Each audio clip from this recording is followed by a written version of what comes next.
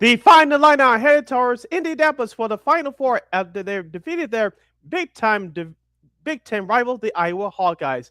Which shot was better, the Duke UConn ending from yesterday or Christian Leitner's final shot against Kentucky back in '92? We'll debate. In baseball, both our teams took a big series loss. What does it mean for both sides of town? We'll give you our observations coming up. In basketball, the Bulls can continue to lose as they lose another one to the Memphis Grizzlies in the Tank-a-thon season. And we have a very special guest talking Chicago sports and a whole lot more. All of that in our Monday extravaganza of Second City Sports, which starts now. 10, 9, 8, 7, 6, 5, 4, 3, 2, 1. Keep him on the field. And this one, a drop into left center field. Going back is Churio at the wall. Get out! Robert Jr., his fourth of the season. And the Sox take the lead 2-1. Armstrong gets into another one. Sends Edman back. He's watching it land in the stands. What a night from Pete Crow Armstrong. Goes wide, up the guard again. And he scores. What a play! On Jordan Binnington, no chance at all for the Blues netminders. Connor Bedard. Wow. Getting what a catch. Buzelis with the fade on the drive. Tuesday motions left. They're blitzing. It's picked up. Caleb throws. Middle of the field. Loveland catch. Breaks away the 30. Loveland 20. Loveland 10. Loveland end zone. Touchdown Bears.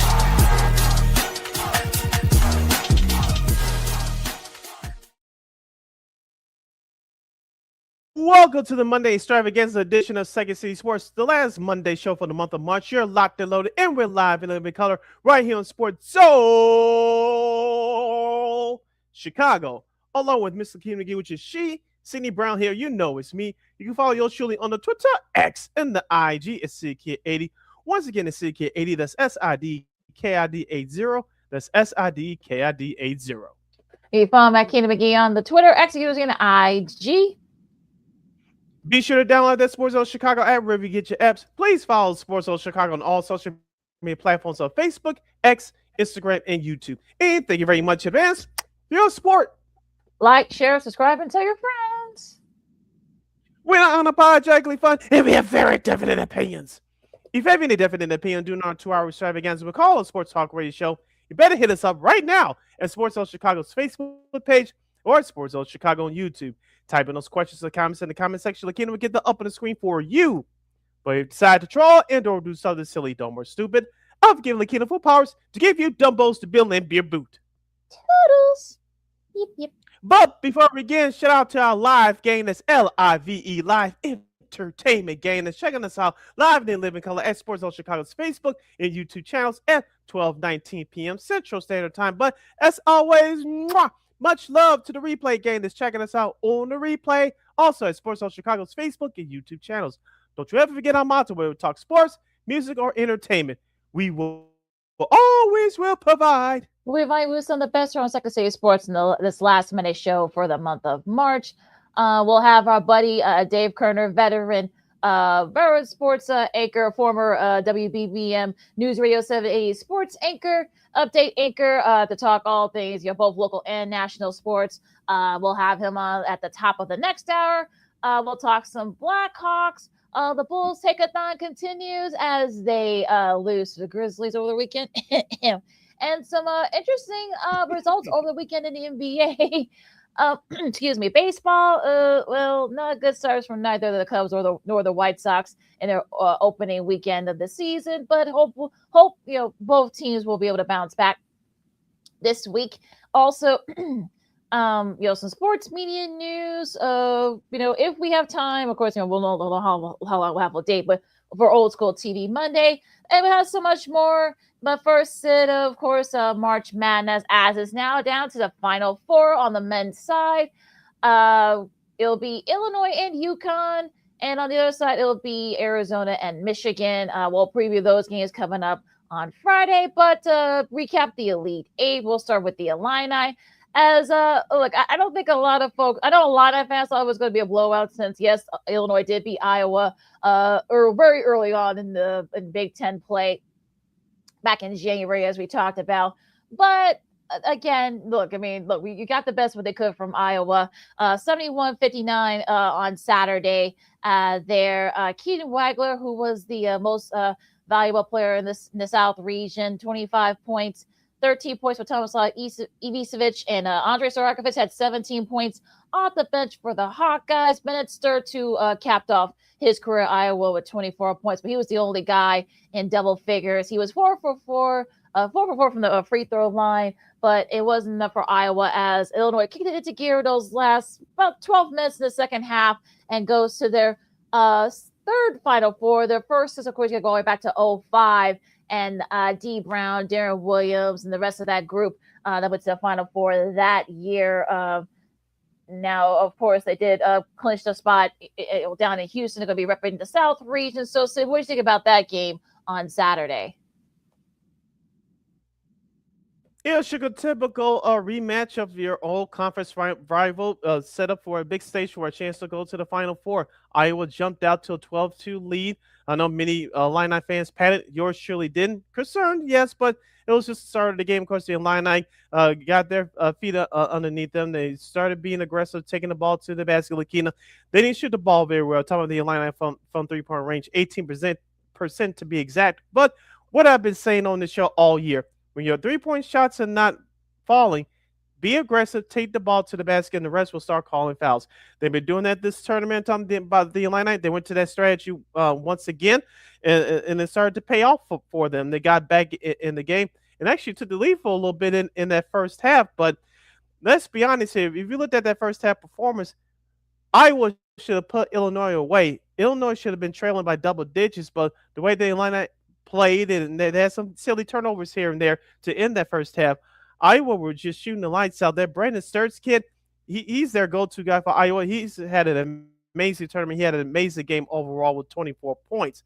But Iowa kept turning the ball over. And as we said, the opposite on our last show on Friday, if Illinois were to do that, you let Iowa hang around, they would take advantage. But the opposite happened. Iowa led by 2, I should say, going into the locker room. But like you said, looking after the first few minutes of the second half, the Illini took over, and they did what they had to do, made their free throws, and they were still aggressive going to the basket. Shout out Andrei Stojakovic, who had 17 points coming off the bench. The Illini did that thing, and now they're going to the Final Four.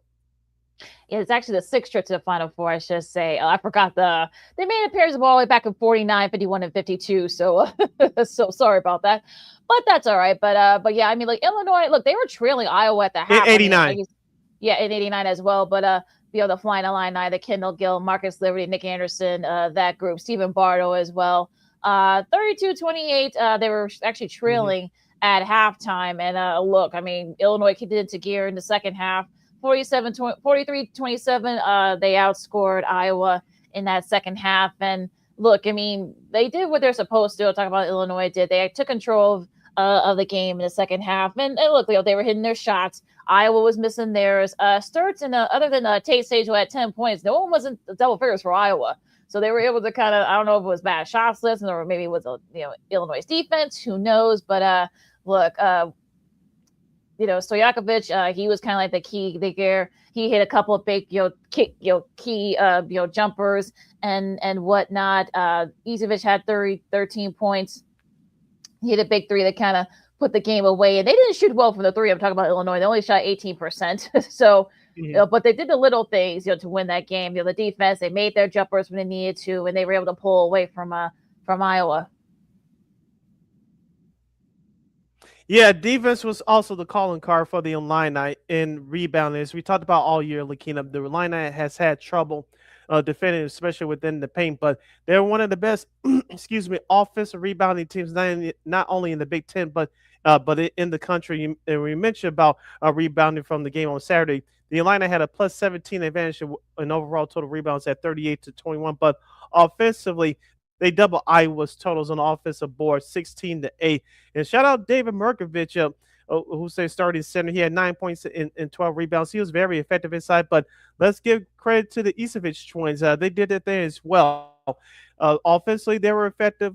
They were effective, but they were more effective defensively, especially grabbing those key offensive rebounds. And let's talk about Andrei Stojakovic. Remember, LaKeena, he started off hot to start the year off, but then he got hurt midway through the year. And then when Brad Underwood brought him back, he brought him back off the bench. I don't know about you, what that old saying goes. Whatever, if it's not broke, don't fix it. Andrei Stojakovic, the way he's been playing, well, he should be in the starting lineup. Well, he does need to be in the starting lineup, but with other ineffective players coming off the Illini's bench with terms of the scoring capability that Stojakovic brings, you don't start him. You bring him off the bench, and he's been very effective throughout this tournament. You stick with that play until it does not work anymore. Yeah, you listen to Second City Sports on Sports, which got LaKeena McGee, City Brown with you as we recap the Saturday's Elite Eight games. And look, as far as Stojakovic, he had a nice moment with his dad, of course, Paige. Played many years in the NBA for Sacramento. He could still play, by the way. So he actually still like he's in good shape. But yeah, I think I think Stojakovic did the small things. He kind of like started that run for Illinois where they went to the 13-0 run to kind of put the game away for them against Iowa. And it was just one of those things where you got to think of little things. And if you're Illinois, you can't afford to have a slow start. We'll talk about who we'll be playing against. Coming up on Saturday. We'll talk about after the break. But just to cap it off here, talking with this game, I mean, Illinois is definitely one of those squads where when they depend on the three a little too much for my liking. Now, luckily for them, they did the little things, on the inside, jumpers and defense. They were actually able to get out of that, but they can't afford to do that on Saturday. But they actually got away with it on Saturday against Iowa. Yeah, you can't do that against better teams, especially the opponent that they're going to play next Saturday in Indianapolis. We'll talk about that opponent, as you mentioned, coming up after the break. But a couple other statistics to point out here from Saturday's game. As I talked about with the free throws, Illinois, they got away with not making their free throws against Houston. They made their free throws last Saturday, 18 of 21 overall for 86%. They forced 9 turnovers from Iowa, scored 12 points out those 9 turnovers. You talk about defense, especially when you get down to the late stages of the tournament, going after those 50-50 balls like we talked about last week, diving on the floor, getting those loose balls, getting extra possessions with those offensive rebounds. The Illini, like you said, did the little things in the second half while Iowa struggled shooting from the outside. The Illini took advantage of those opportunities, and they won the ball game. We're going to take a really quick break. Of course, we'll talk about the rest of the matchups. We'll talk about Michigan dominating Tennessee, Arizona holding off Purdue, and probably one of the crazier regional final games you'll probably ever see, at least in recent memory anyway. LaKeena McGee, Sidney Brown, Second City Sports on Sports Chicago, and maybe some NBA too if we got time. Second City Sports on Sports So Chicago. More round ball talk coming up right after this. Hey, it's your boy, the Superback, Sean Sierra, and be sure to follow Sports Zone Chicago on all social media platforms, on Facebook, Instagram, and our Roku channel. You can find us at Sports Zone Chicago, and on Twitter, we are at Sports Zone Shy. Also, be sure to download our mobile app so you can take Sports Zone Chicago with you on the go.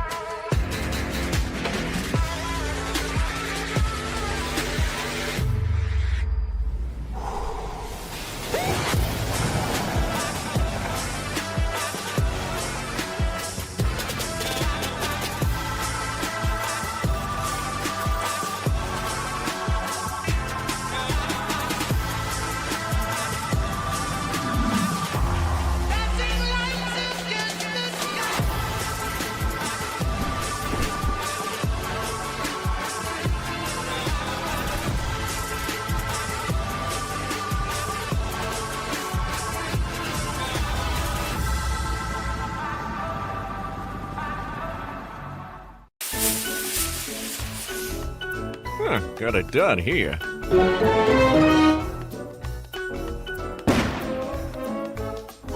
Ouch! And we're gonna make sure you lit this time. Ouch!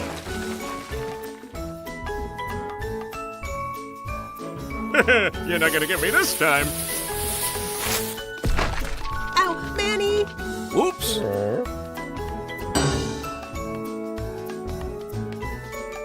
Let's try an easy one.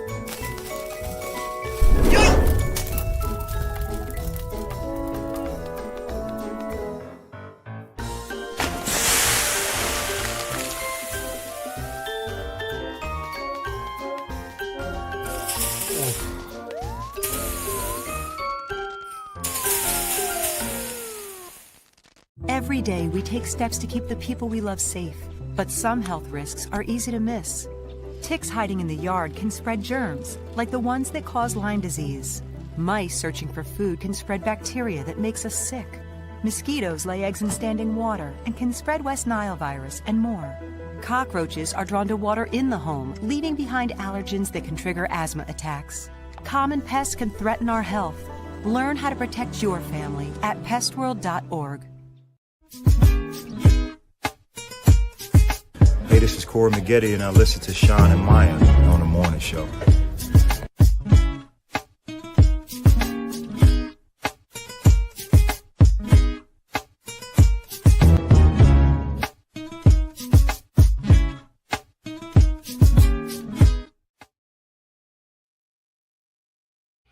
Welcome back to Second City Sports, the Monday extravaganza edition, the last show for Monday show for the month of March. You're locked and loaded, and we're live in living color right here on Sports Zone Chicago. LaKeena McGee is she. Sidney Brown here is me. You can follow yours truly on the Twitter, X, and the IG at SidKid80.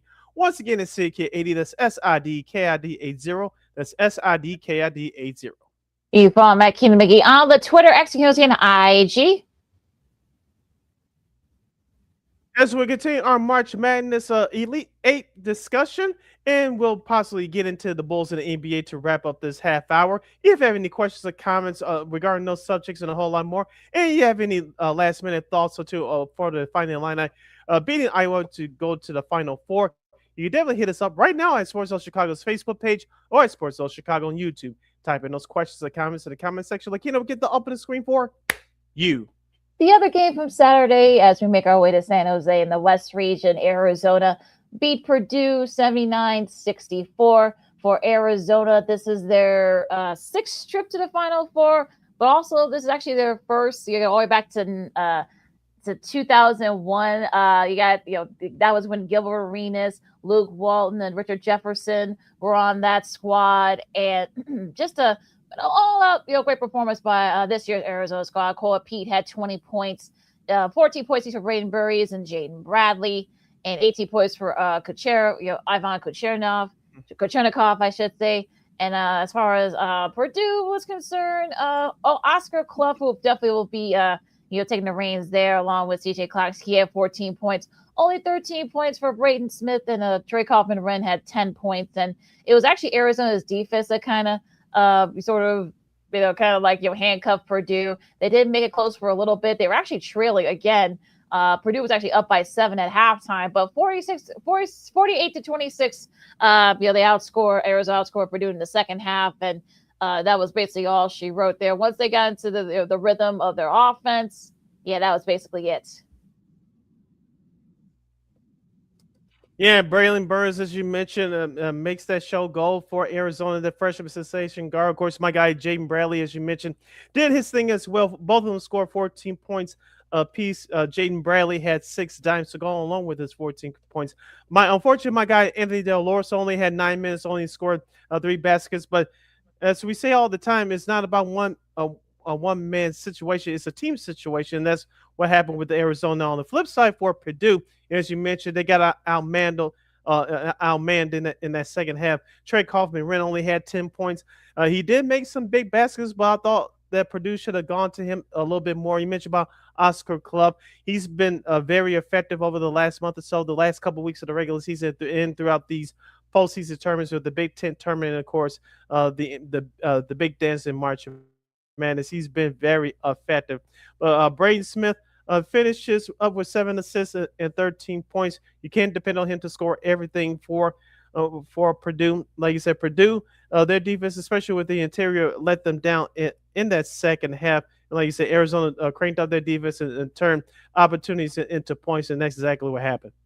Yeah, number 5, Final Four, number 5 for Arizona. And I think Arizona is definitely one of those teams where they've been pretty dominant for the most part all year long. They showed you why. Yeah, it was actually the first time they actually had trailed in the tournament. So that was actually a big test for them. And they were able to, come through, thanks to, Pete and Burries and Bradley. They were kind of like the three main guys. Also, Chinkov had a great showing as well. His best showing of the season. So Arizona, very deserving representative from the West region. Now going into the Midwest. And I mean, we don't have to go too much on this game, but Michigan, they're back in the Final Four for the first time since 2018 for the ninth time. And it was basically all Michigan, 95-62 over Tennessee. 27 points for Yoxall Lindenborg, 12 points for Morris Johnson Jr. Trey McKinney had 12 off the bench. I mean, they were actually trailed for after the first media timeout, but once Michigan got into the 18-0 run, that was basically all she wrote. Yeah, we talked about Tennessee being a very good defensive team. We know that they could score. Give head coach Rick Barnes credit, but like you said, they were outmanned by Michigan. Michigan was a well run oiled machine. You mentioned about Landenberg. He was scoring from inside, outside. That young man couldn't be stopped. But I want to give credit to Namari Burnett, the starting point guard for the Wolverines. He had a good game yesterday. No one is talking about. In 26 minutes of action, he had 10 points and 7 rebounds to go along with 3 assists. I thought he was a key contributing factor for the Michigan Wolverines offense. I know you mentioned about Morris Johnson Jr. as well. Shout out to him as well. But we have Landenborg setting the tone, doing his thing, especially in the paint. It opens it up for the rest of the guys, and the couple of guys we just mentioned benefited from that yesterday. And as far as Tennessee is concerned, they just ran into a hot team, and sometimes that just happens. It's not like the players on their team are garbage or anything like that. It's just that Michigan outplayed them and outshot them as well. Tennessee only was held to 32% shooting, while Michigan shot the ball well overall at 52%.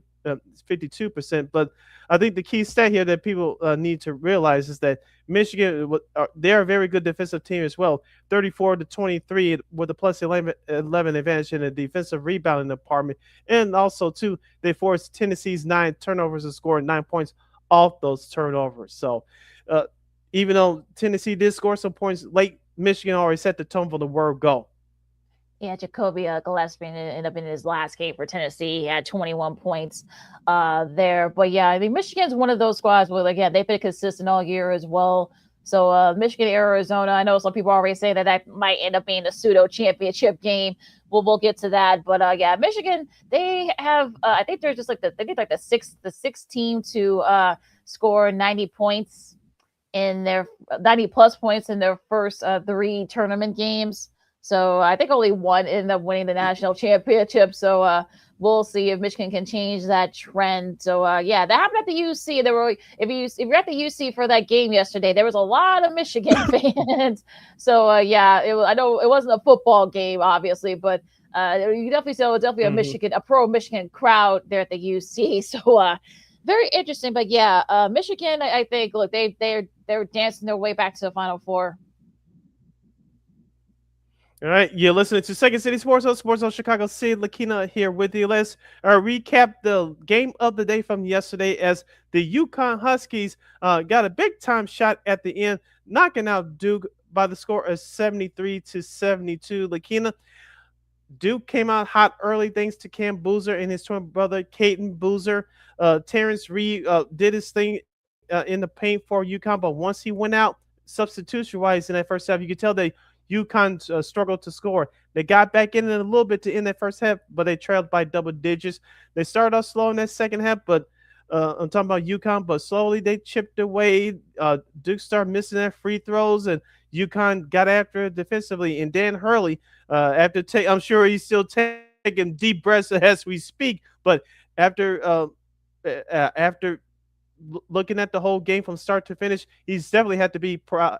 Obviously, he's definitely had to be proud of his guys that they put forward to trailing as much as 19 points. Yeah, I mean, a lot to say about this game, but yeah, I'll keep the Cliff Notes version. Look, they stepped up their defensive intensity in the second half. They started inching away a little bit, like you said, Sid. Hmm. Duke started missing some of their free throws, but also like UConn actually missed some as well. So yeah, there was actually some exchange of points for both the free throw line on both ends. But look, give them credit for not backing down. If you saw how intense, well, Dan Hurley was always intense, but you saw how intense he was, especially those last few minutes.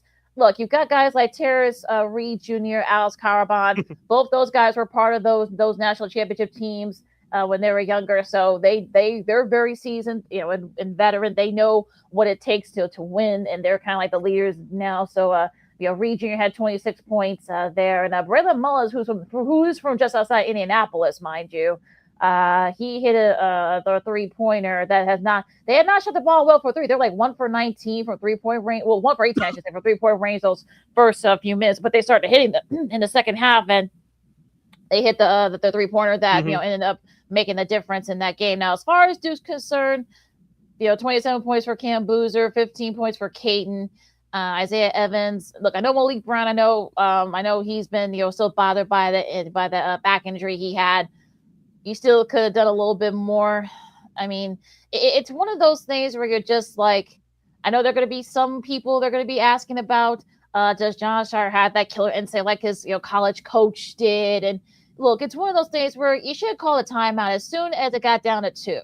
He should have told his guys to kind of calm down and look, just run it out. You had 10 seconds. You had to worry about 10 seconds. You could just have them dribble it out, and you could have won that game, and that could have been it. So the fact that Caden Boozer passed it, I think that was just not very smart on all fronts.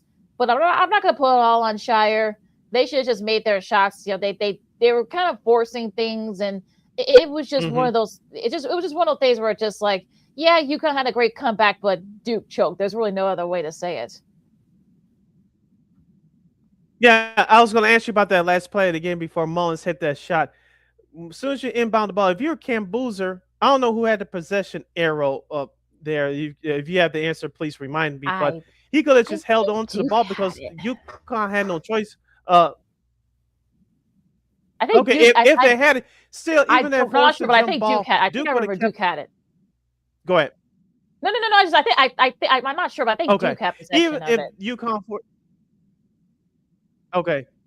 If that was the case, there would the refs would have to give Duke the ball back again, and then you would have tried to do the same thing again. If you were Cam Boozer, like you said, just hold the ball, and UConn had no. I'm talking about Duke, and Cam Boozer made the extra pass. Of course, his twin brother, as you mentioned, gave it away, and so as we talk about when you get to the late stages of a game, or situational. It's not football, but in tough situations, who's going to rise to the top? Who's going to crack? And like you said, Duke choked under the pressure. I talked about on the flip side. We talked about UConn not being the same team that won the championship 2 years ago. No, they're not. But as you mentioned, they're very tough-minded defensively. You saw that in the second half, and that's how they got back in the game. Duke just had deer in headlights. If they would have held on to the ball, they would have made some more free throws, and UConn definitely would be sitting at home today. But it's all about the little things, the crucial, paying attention to details. Bill Belichick always says. And so it's one thing to look at it and practice it, but it's a whole nother thing to go out and execute. I just checked. UConn actually had possession, so they could have, had a jump ball, and it wouldn't have done them any good. Yeah. So, but then again, you could have just dribbled it out and tried to kind of like, dribble it out and then made them foul you because you had a couple of your top guys. I think Isaiah Foster shoots like 85%. Cam Boozer has like 80, like almost 90%. I know Caden, he had a good game yesterday. Talking about Foster. Yeah, and also I think Cade Boozer shoots like about 78%. So you had your free throw shooters out there. So you surely should just give it to your best free throw shooter and just make them foul you and just still see if they can. And look, if you made a defensive stop, okay, fine. Whatever, but I think they were trying to do too much, and unfortunately, I think they got scared. And this is when the inexperience. This is what happens when you have an experience, guys, and I think that's when they winning out in the end. So now as I say, UConn's going back to the Final Four again, and they'll be facing Illinois, and look, it's just one of those things where now that I know we'll talk about this with Dave in a little bit here, but I kind of feel like people. I've seen a lot of people, saying, questioning John Shire, is he the guy or blah, blah, blah. Some people were saying that someone even posted, well, Hubert Davis did better than he's done so far. Like, okay, hold on here. Oh, you want to say they underachieved because of talent? Okay, fine. I'm talking about Duke. Okay, the last few years with Shire there. Okay, fine. Mm-hmm. But the fact that, I remind folks, did you forget that folks forget that they were up 15? I'm talking about North Carolina was against Kansas in 2022, and they blew that one. A little recency bias. And yeah, look, I mean, Caleb Wilson, who knows how far North Carolina would have gone if Wilson had not been healthy. Who knows what would have happened there? But look, compare what he's done. Compare Hubert Davis. That was very hot takey, and I did not like that. But I digress. Your Final Four schedule looks like this for next Saturday, April the 4th in Indianapolis. The first game will be Illinois versus UConn, number 3 versus number 2. They'll be set for 5:09 Chicago time. That both games can be seen on TBS and True TV, followed by Michigan and Arizona, 2 number 1 seeds from their respective regions. So that's your schedule for the Final Four next Saturday in Indianapolis. As LaKeena said, we'll preview both those contests coming up on our show on Friday. You're listening to Second City Sports on Sports Social Chicago. LaKeena McGee, Sidney Brown with you. Now that we got a few more minutes, we'll switch gears and talk NBA and Bulls from the weekend. The Bulls Tank-a-thon. Well, it took a nice little turn here. They lose a tough one to the Grizzlies by 125-124. And I don't think any Bulls fans are losing sleep over that one, but that's a different conversation. Montes had 29 for the Bulls, leading the way there. 19 points for Trey Jones and 26 points from Colin Sexton off the bench for the Bulls. 24 points for Jette Conward, 18 points for Tyler Burton off the bench for the Grizzlies there. And it gets better for the Bulls. They actually get to play San Antonio tonight. Yay! So you got to think that I'm sure the Bulls will make. Well, they continue their road trip in the South, and they'll be in San Antonio. You'll get to see that game on Peacock and ABC Sports Network Extra. So a little national television love for the Bulls, but I think a lot of Bulls fans are. Who's calling that game for Peacock tonight? Who? The czar of the telestrator, Mike Fratello. So that's a little nostalgia for you. Oh my goodness! Oh my gosh! And let's see. Okay, we got 8 games left for the Bulls. So I think for Bulls fans, they think the season can't end quick enough. No, it can. As you mentioned about Josh Giddey's triple double last Saturday night, which got lost in the sauce. Montes Buzelis is still trying to prove that he could be a star in this league. Nick Richards, who was out, I think that affected the Bulls. Obviously, Ron Dillingham, who's continued to play well in 15 minutes, have actually had 8 points and 2 rebounds. Shout out to our good friend Big Dave Watson. We'll have him on for our NBA playoff preview show in a few weeks. Patrick Lee Williams in 23 minutes of action, 4 points and 3 rebounds. Yay! And you overpaid for him, right? And you overpaid for him. Congratulations, Bulls front office. You overpaid for him. Oh boy, you can't make this stuff up. Okay, now as we said, they do go to San Antonio. They play the Spurs, Wemby and the gang tonight. Spurs are 18.5-point favorites. Well, I mean, maybe take the under. I don't know. LaKeena, you want to play a game? Yes. Want to play a friendly game real quick? Yeah. Yeah. Guess how many points that Victor Wembanyama will score tonight? I'll be modest here. I'll say 29. I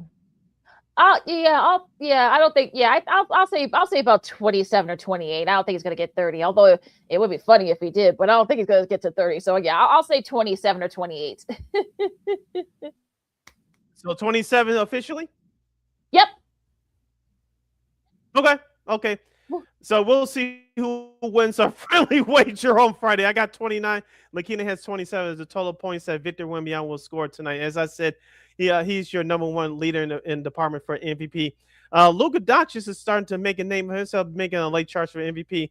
I still say Jaylen Brown is number 2 behind Victor Wembanyama for MVP. I know people say Jokic and Shai Gilgeous-Alexander from OKC. LaKeena, does Luka Doncic has a realistic shot of getting regular season MVP, especially if the Lakers finish strong and perhaps grab the number 3 seed? Yeah, I mean, he had 41 and the Lakers win over the Nets on Friday. And look, I think that it's going to be interesting to see if he keeps improving. If he keeps doing what he's been doing, yeah, he's definitely making a late charge for that MVP slot. I mean, SGA, he's been really solid since he's been back. He had 30 as the Thunder held off the Knicks yesterday. It's going to be interesting. I think it's going to be between those two, I feel like. I know, too bad for Kate Cunningham. He won't be eligible, of course, because of the 65 game minimum max minimum rule, I should say. But yeah, I think it's between those two. I feel like at this point.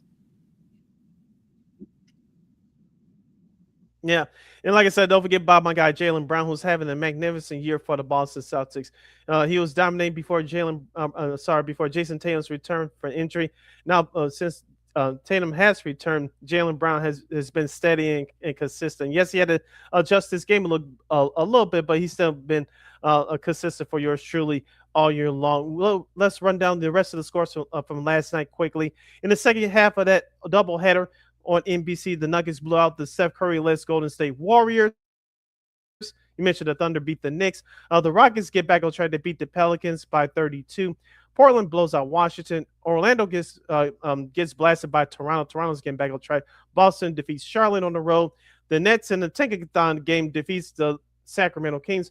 Indiana blows out Miami, and the Clippers beat the halfless Bucks by 14. Toronto actually outscored Orlando 30-1 for the first 9 minutes of the second quarter. So that's kind of why the score was as lopsided as it was. So yeah, just a crazy game that was. If you guys saw that game over the weekend, going to Saturdays, you got Phoenix no trouble with Utah. Memphis, of course, we talked about the Memphis-Chicago game. Atlanta beat Sacramento. Joel Embiid had 20, as he's had 29, as the Sixers beat the Hornets. Detroit beat Minnesota. They got a little kick back from that. Tobias Harris had 18 points there. And for San Antonio, Wemby had 23 as, speaking of the hapless Bucks, they lose to the Spurs in back-to-back nights.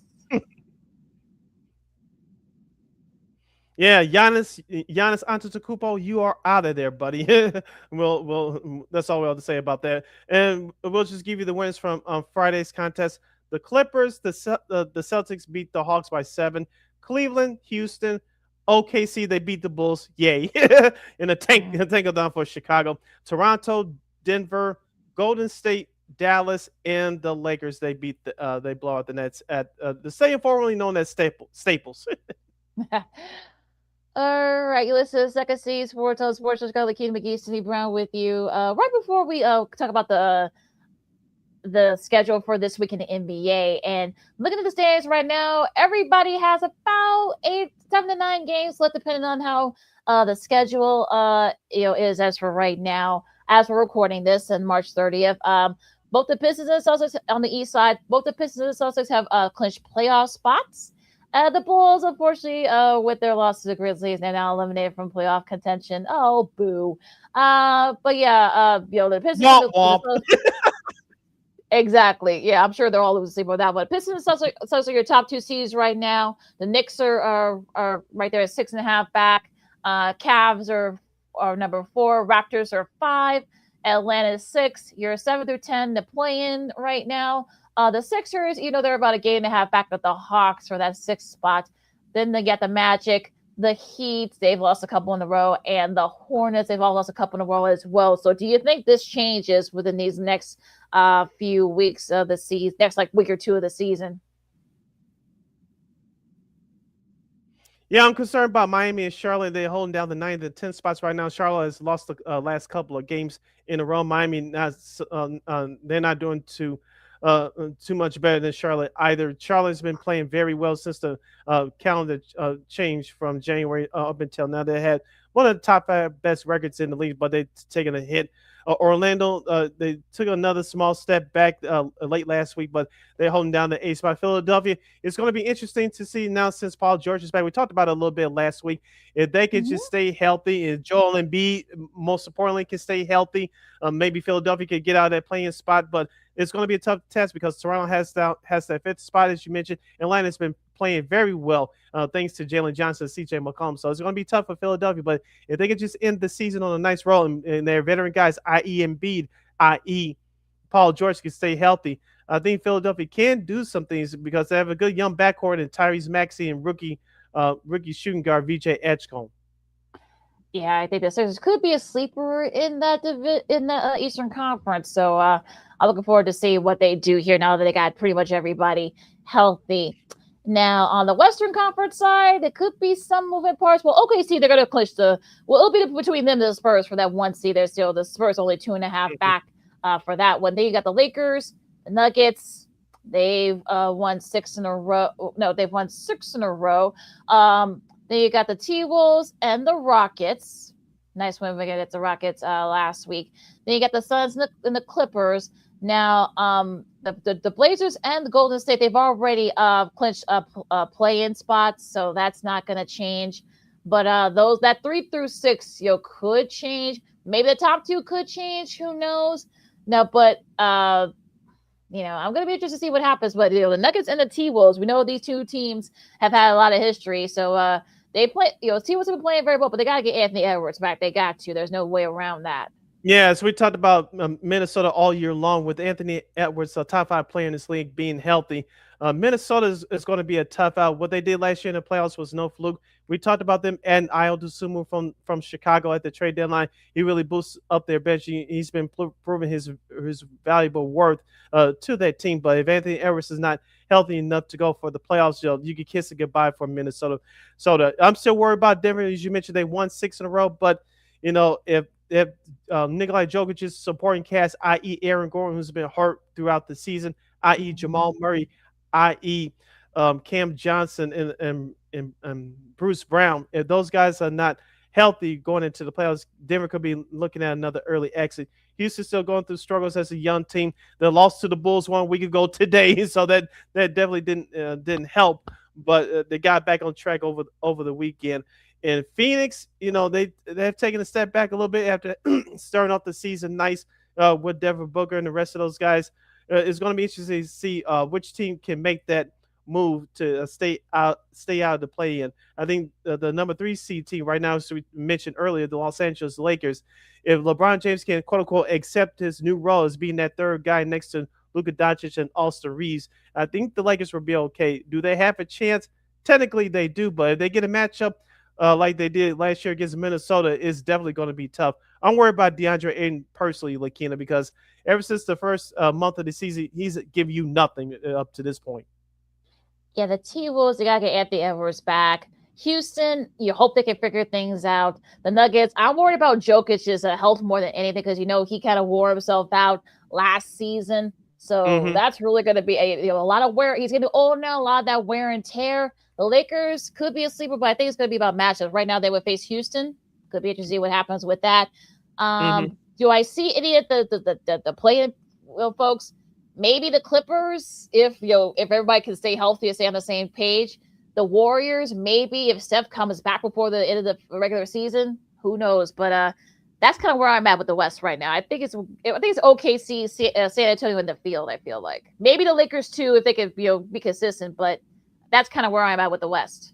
Yeah, I agree with you there. And shout out to Tiago Splitter, the former San Antonio Spurs current head coach of the Portland Trail Blazers, after surviving that mess with Chauncey Billups to start the year with that NBA gambling scandal. The Portland Trail Blazers have some nice young talent, and for them to participate in the play-in tournament, I think some people thought they would have a chance coming to the year, but after surviving that mess to start the year, Tiago Splitter has those young guys playing very well. He definitely should be commended for that. Look, Portland might do some damage in the playoffs, and if they get into the main draw. So we'll see what happens there. Now, your schedule for this week in the NBA: Philadelphia, Miami. That's going to be the first game of the Peacock NBCSN doubleheader at 6. So that should be interesting to see if Miami can get back on track. Boston and Atlanta, another intriguing Eastern Conference matchup. Phoenix and Memphis. The Bulls and the Spurs. So those of you, if you got Peacock, you can stream it there. Also, NBC Sports Extra. I don't think they don't have blackout rules there, so you might get a chance to watch it if you want. Digital notes for Wemby. Minnesota and Dallas, Cleveland and Utah. The second game of that Peacock NBCSN doubleheader for tonight. Too bad no Kate Cunningham, but it should be a good matchup regardless. Detroit no KC. Could be a finals preview perhaps. We'll see. And you got the Wizards and the Lakers to cap off tonight's schedule. Let's see if LeBron James can take a quote-unquote rest day against a horrible Washington Wizards. Your schedule for tomorrow, Tuesday, looks like this. Phoenix will visit Orlando. Charlotte at Brooklyn. Toronto will travel to Detroit to take on the Pistons. The New York Knicks and the Houston Rockets will be your NBC Tuesday night game of the week. Yes, the rematch for the 1994 NBA Finals. They should have did a throwback broadcast for this one, but I digress. Your makeup game for January 25th is Dallas and Milwaukee. Cleveland will visit the Los Angeles Lakers, and the Portland Trail Blazers and the Los Angeles Clippers will be seen on NBA Coast to Coast for those of you out on the West Coast. And that's your schedule for Tuesday. Wednesday, no April Fool's Day here, folks. Philadelphia and Washington, Atlanta and Orlando should be an intriguing there. Your first game of the Wednesday doubleheader on ESPN, you got Boston and Miami. Could be a good one. Knicks and Memphis, Sacramento and Toronto. The Bulls will be back home as they host Indy, Milwaukee and Houston, Denver and Utah. And the second game of that ESPN Wednesday doubleheader is San Antonio and the Steph Curry list. I'm assuming so they're not going to be playing Golden State Warriors. All right, your schedule for Thursday, April 2nd looks like this. Phoenix will start their East Coast road trip. They'll take on the Charlotte Hornets. Your Thursday night Amazon Prime Video doubleheader starts out with Minnesota at Detroit, followed by the LA Lakers visiting OKC to take on the defending champion Thunder. Your rest of the schedule for Thursday looks like this. Cleveland will visit Golden State in the rematch of the NBA Finals from a decade ago. New Orleans will face Portland, and the Spurs will take on the Clippers. That's your schedule for Thursday. All right, so we hour number one in the books, hour number two coming up here on Second City Sports. On Sports of Chicago, our buddy Dave Kerner from WBBM Newsradio 780 is on deck as we'll have his thoughts on pretty much everything local and national sports. We'll talk baseball as the Cubs and the Sox, didn't have great weekends.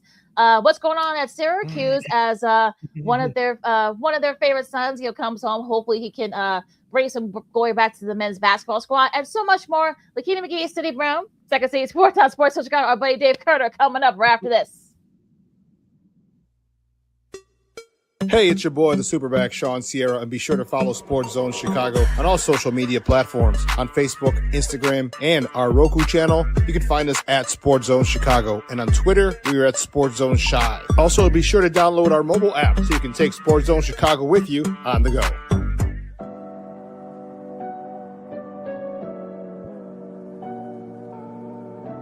How do you take care of your mind health? For my mental health, I meditate in the mornings. I have my dogs. They're the best. I just find ways that help me just relax. Finding things that make me happy, like being close to my family. I meditate a lot and read books. I have hobbies outside of the game. I'm able to switch off. I'm able to turn my brain off from the game of basketball. Your mind health matters. Your mind health matters.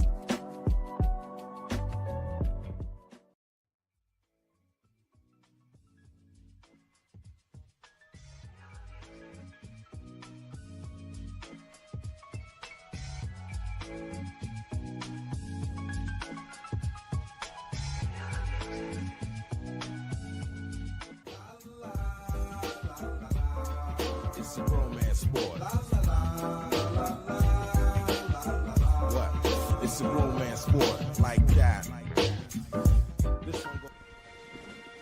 Your Marine Corps' way of life is to defend the American way of life.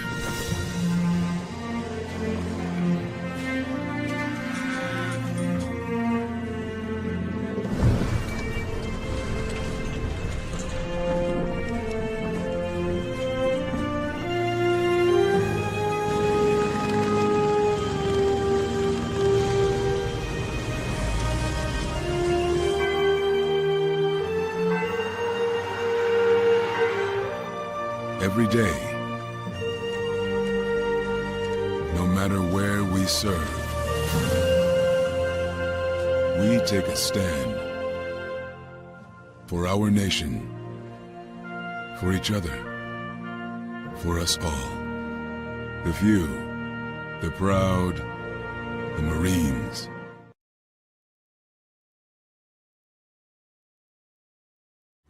Everybody in a work zone is someone somebody. This is my mom. She works for KDOT. This is my dad. This is my mom. This is my daddy. This is my sister. This is my daddy. This is my son, Scott. He was killed while working in a highway work zone. When you drive through a work zone, drive like a life depends on it. Because it does.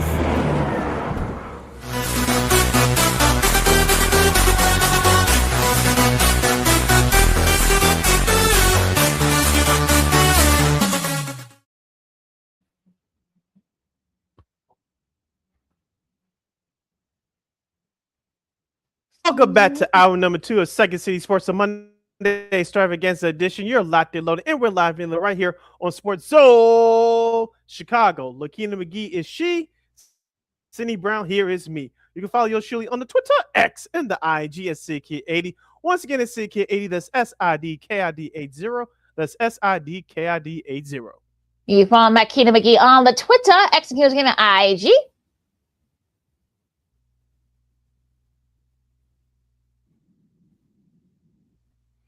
We'll be joined by a very special guest coming up to talk about Chicago sports, March Madness, and more. If you have any questions or comments regarding those subjects with our very special guest, you got to hit us up right now at Sports Zone Chicago's Facebook page or Sports Zone Chicago on YouTube. Type in those questions or comments in the comment section. LaKeena will get the up on the screen for you. You heard his voice for years on WBBM Newsradio 780 doing sports updates. Now he's chilling in his retirement, but look, he still follows sports. So he's the one, the only, the fabulous Mr. Dave Kerner. Hey, Dave, how are you? Hi, people. How are you? We're doing good. Yay. We're doing good. How about you? Doing well. Wish the teams in our local burg here were doing better, but what are you going to do, right? Well, let's talk about that because the Cubs lose 2 out of 3 to the Nationals to open the season. Shota did not have a good start yesterday. Now, you can't, as we look, Sid and I have said this for years, you can't lose the division in those first 30 days, but you can't win the division those first 30 games, but you can't lose it. So, are you worried? Are you one of those? Are you worried about the Cubs right now? No, 3 games, 2 of them not going well.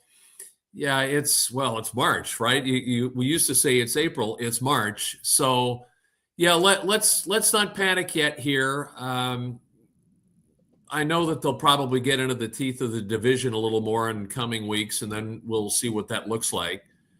But it's funny, you say that about the Cubs at 1 and 2, and and then you look at the White Sox in Milwaukee over the weekend, and people are wanting to jump off ledges. And in a sense, I don't blame them on that one because, this team has so far it has to come from 2 years ago. And even at the outset of 2026, you expect to see more than small signs of progress from this team, and it's not there.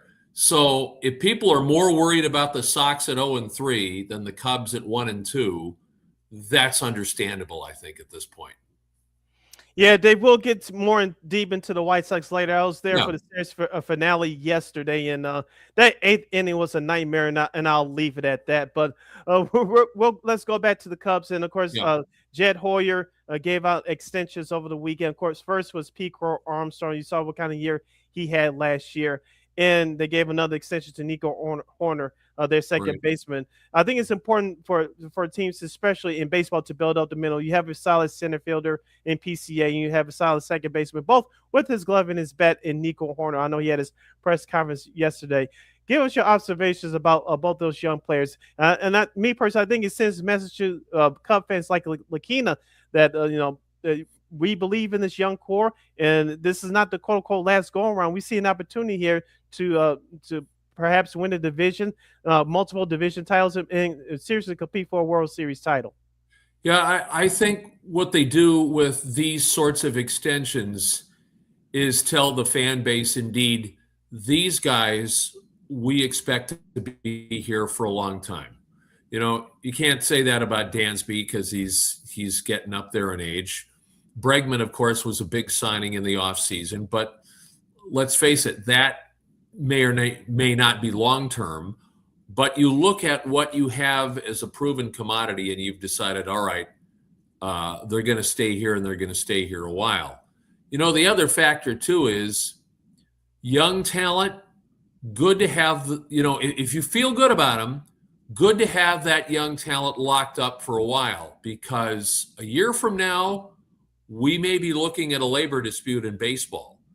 And if a young guy like a Nico Horner or a PCA, down the road can actually find a little more free agent freedom a year from now than they can now, that's a problem for the Cubs if they want to keep those guys. So now you've locked them up. You keep them, beyond a labor dispute, and you feel good about the things they can do. And the fact of the matter is, in PCA's case, he's shown in his short stay that he belongs for a while. Nico Horner had to go through injuries and a little bit of adversity and some other things the first, 3 years or so of his career. But he's blossomed, quite frankly, into the middle infielder I think the Cubs hoped he would be. So when you believe you have those known commodities already on hand and you have to sign them up long term, why not make the move now? Again, especially a year out with what could be some labor troubles in baseball after that. Now the guy like Alex Bregman, and Bregman hit a home run yesterday in that rubber match against the Nationals, and you're already seeing him having kind of like being like that leader in the clubhouse for those guys like PCA and Horner. So what do you think he adds to the Cubs squad in the coming years? I mean he adds leadership, proven winning ability.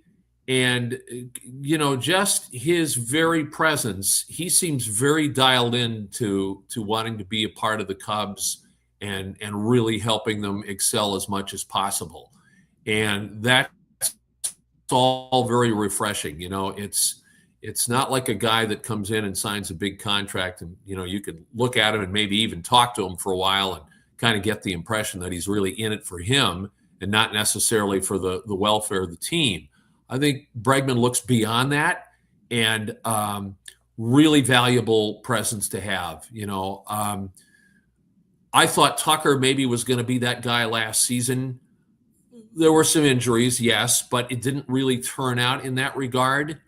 I think Alex Bregman could be a much happier ending for the Cubs when it comes to just his presence, what he does to contribute both on and off the field. All those things that are important. If you want to be a winning ball club, you need young talent, but you also need that veteran leadership and that excellence that will help carry you through, especially when the young guys are having a tough time. We all know that the Chicago Cubs starting rotation is stacked with Justin Steele, who should be back in the first couple months, late May, June, we assume. But you still have Shota Imanaga, you still have Matthew Boyd. And you have Edward Cabrera, who they picked up in the offseason via trade from the Miami Marlins. And you have Jameson Taillon rounding up that fifth spot. I want to ask you about Matthew Boyd. Of course, he won 14 games last year. He was an all-star. But he had a rough go on Thursday. And part of it was due because he let some pitches up in his zone. The other half was because it was very windy out there, and there was some strange weather patterns going on here in Chicago. Go figure that out. But I saw some people on social media saying that this may be some early signs of him getting up there in age, and he's not going to have the same year as a year ago. I was like, hold on, I'm not ready to jump on that bandwagon just yet. What do you think about Matthew Boyd's performance on opening day, and what do you think about this Cubs rotation overall? Yeah, let's give him a few more starts before you want to pass judgment on 2026 for him. The only thing that does get you a little concerned, and it's only a little in my book, Matthew Boyd was pretty lights out at Wrigley Field last year. Here he is pitching opening day, and you figure, all right, this is his place. He seems to own it, and yet, he got lit up a couple times. So not great, but I think you got to give him a few more starts again before you pass judgment. I think we know, too, that if Justin Steele had been healthy, he probably would have been the opening day starter last Thursday. He's not ready. I guess it's another, I think, as you said, month to 2 months. Hopefully he'll be back and pitching like he can. You don't want to give the ball to Cade Horton yet for an opening day assignment. He looked pretty good the other day. But back to Boyd, let's give him a few more starts and see what happens here. Hopefully this isn't going to be an extended rough patch for him. I'll just chalk it up as maybe just not on his game on a particular day. Now let's switch gears to talk White Sox, Dave, because Sox are, yesterday, I saw the highlights of that game yesterday. It was just awful. I know Sid said he went to that game. At least Murakami hit 3 home runs. So his first 3 games. Yeah, three in 3 games. So that's a plus if nothing else for the White Sox. Do you see the White Sox actually? That's a plus. Yeah. Do you see them perhaps maybe get into maybe 70 games or something like that? 500 might be a little bit of a stretch, but maybe they get 70, 75. I think that's kind of like my ceiling for them this year. Well, I think it's a reasonable expectation for them. Whether they get there, really good question. There's a lot of things going on with the White Sox. Sid, we almost, my White Sox fan son and I have a Cubs fan son and a White Sox fan son. The Sox fan son and I almost went up there yesterday. For whatever reason, last minute we didn't do it. And I'm watching at least the game when they were cruising and thinking, darn, I wish we had gone up there, only to see, of course, it all fly apart in the 8th inning, and there went the ball game. There's a lot of questions, right? Murakami looks dialed in already. That's great. Milwaukee's they had more wins than any team in the majors last season, so really good signs that a guy like him is immediately adjusting to the new surroundings and coming out hitting. But, the bullpen failed yesterday. Dominguez, first save opportunity. I mean, what would that have been? A 4-out save if he could just get Yelich and he goes deep on the grand slam. Now that, the guy's 0 for 1, so hopefully he gets it together. But there's still a lot of questions. And the other thing, too, which is sort of interesting about the Sox right now, they've got a lot of their good arms that are at Charlotte right now, like Noah Schultz, and if those guys are lights out early on and this Sox team continues to stumble out of the gate, I hope that Chris Getz doesn't hesitate to make moves if need be, because I think, especially in a losing mentality, a losing clubhouse, you have to always try to put the pressure on those guys to perform. And if the way to do it, at least with the starting pitching, is, look, I got guys in Charlotte that I'm ready to bring up in 5 minutes and try to turn this thing around, that needs to be, the kick in the butt to get those guys going. And I hope that if Getz wants to exercise that option, that he does it willingly, because, 0-3, again, it's the Brewers on the road, not good. You might have looked at the Marlins, right, 2 weeks ago, who are coming up now, and think, all right, it's in Miami, but they don't draw anybody. They're rebuilding. That should be actually a series the White Sox can take, and yet Miami's 3-0. So that's a little bit of pressure all its own. But I guess my point is, if they come back home and they're 1-5 or 0-6, people are going to be demanding changes, and not without some justification, at least the way it's gone in the first 3 games. The one thing that's bothered me the most about that Milwaukee series was 31 times striking out in the first 2 games. Yep. That's, to me, that's mind-blowing at the major league level to have that go on. So Will Venable, got to pick a lot of his guys coaching under him this year. Now it's time those guys start earning their money and translating that to better performance from the players. You're listening to Second City Sports Zone Chicago. City LaKeena here with you, hanging out with our guy friend of the show, retired Chicago sports broadcaster Dave Kerner, talking Chicago baseball and a whole lot more. We still have a whole lot more to discuss with Mr. Kerner. Dave will stick with the White Sox just for a couple more minutes. Yep. We talked about Matthew Boyd earlier. Shane Smith did not have the best of it on opening day against his former team with the Milwaukee Brewers. I think he's earned a little bit of leeway, just like Matthew Boyd, of turning this thing around. Do you have faith that he'll turn it around, or do you think that last year was a fluke? Oh, I don't know if last year was a fluke. I have a feeling he's going to be better. Maybe not to the level of last season, because let's face it, he's not going to have as good a ball club around him this year. But it's going to be better than opening day. It has to be. That was a real aberration to me. Even with this White Sox team struggling as it has, major league clubs just don't get blown out. What was it, 14-2 on Thursday like that? So I'm going to chalk that up as a once in a while. It was, I hate to say it, a little more pedestrian. 6-1 on Saturday. But no, I won't be down on Smith at this point. That's I wouldn't do that. It's the same attitude as Boyd, right? Give him some more starts, a little more of a chance to just adjust to however things are and see how that goes. All right. Let's switch gear and talk. We'll keep the Bulls conversations very short here, Dave. Yeah. There are reports that are coming out now that Billy Donovan might leave after the end of the regular season, which is a couple of weeks. Thank goodness. So, what do you think the Bulls' future is, and can they, right this ship, next in the off season, I should say? Oh my goodness, where do you start, right? Let me tell you, I've tried to think this through a little bit. To me, the Bulls right now are this mishmash, jumbled up roster of players. I don't see a direction. I don't see really a philosophy. I don't see a style of play that they should adopt.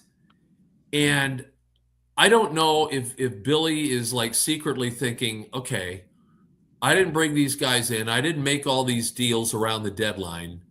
And this is what I got. And maybe now it's time for me to step out of here and give this mess off to somebody else. Maybe that's what he's thinking. It's a good question. The bottom line is what the Bulls are going to look like and how they will be next season. I really don't know. I think it's going to take whatever transpires in the offseason. Hopefully they snag a really good lottery player anywhere. I don't think it really – I know they got a surplus of guards, okay?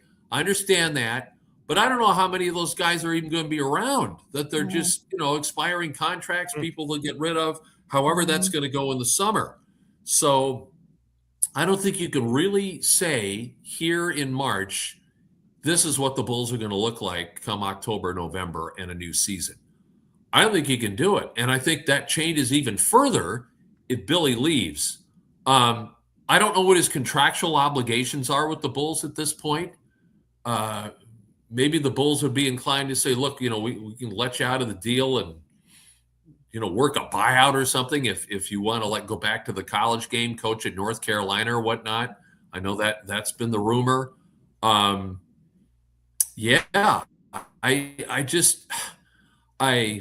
shake my head at what they are and the fact that I can't really get a handle on what they're trying to do.